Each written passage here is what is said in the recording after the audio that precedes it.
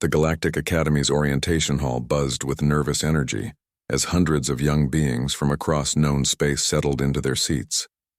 Ambassador Kira stood at the podium, her crystalline form refracting the ambient light into rainbow patterns across the walls. She had overseen 43 integration cycles, but today marked a first, the arrival of humanity's children.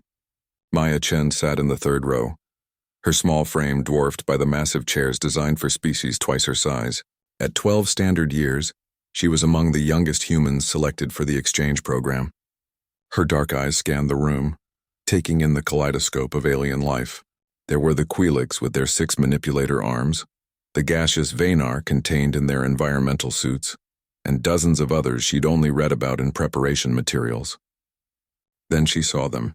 The Karathi entered as a unit, their movements synchronized with predatory precision. 7 cubs, each standing nearly 2 meters tall despite their youth, moved with fluid grace. Their rust-colored fur rippled over corded muscle, and their amber eyes held the sharp intelligence of apex predators. The room fell silent. Even species that had never encountered the Karathi before felt the primordial warning that prey recognizes in the presence of hunters.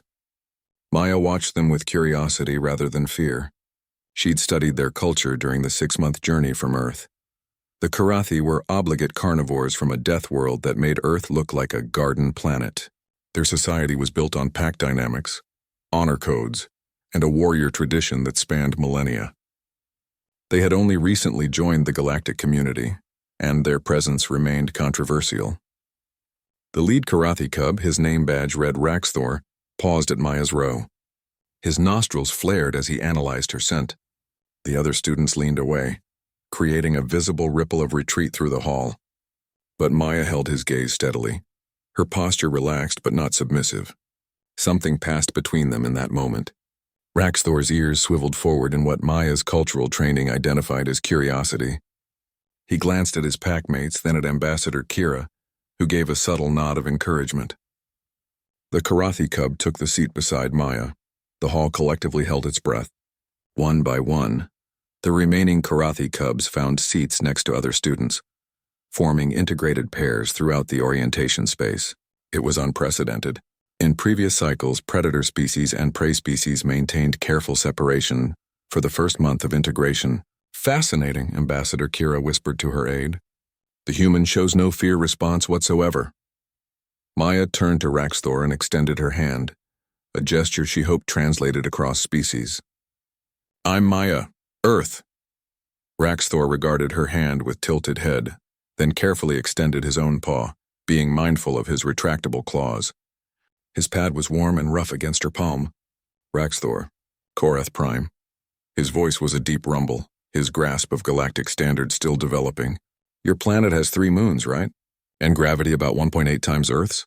The Karathi's eyes widened slightly, an expression of surprise Maya noted. You know Korath Prime? I studied every species I'd meet here.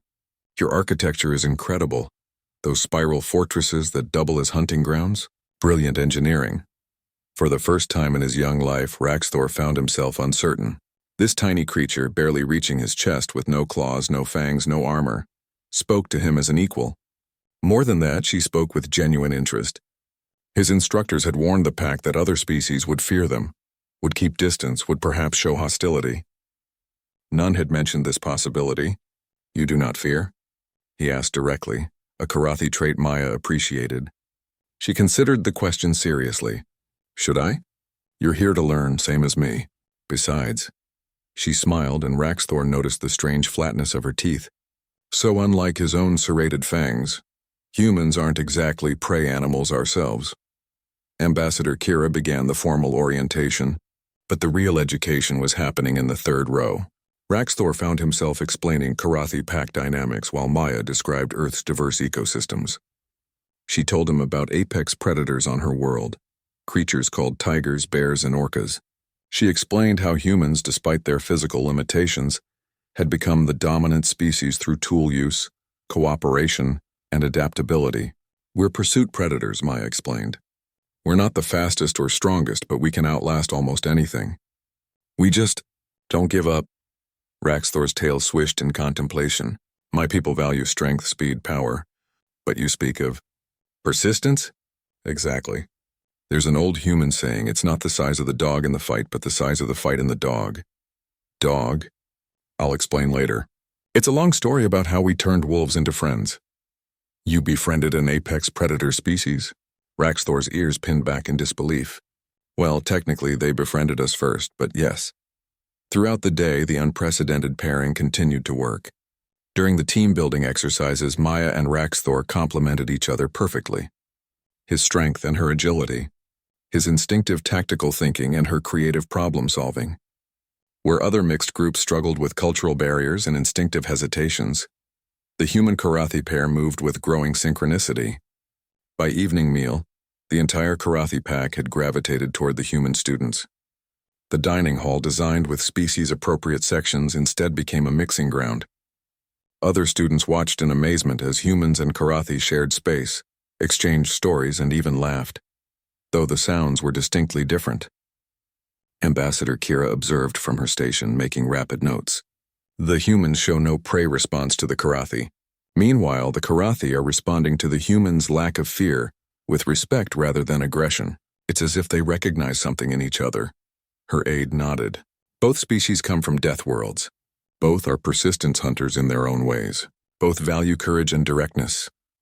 More than that, Kira said thoughtfully. The humans understand that predators aren't evil. They're just predators. And the Karathi are discovering that prey isn't defined by fear but by choice.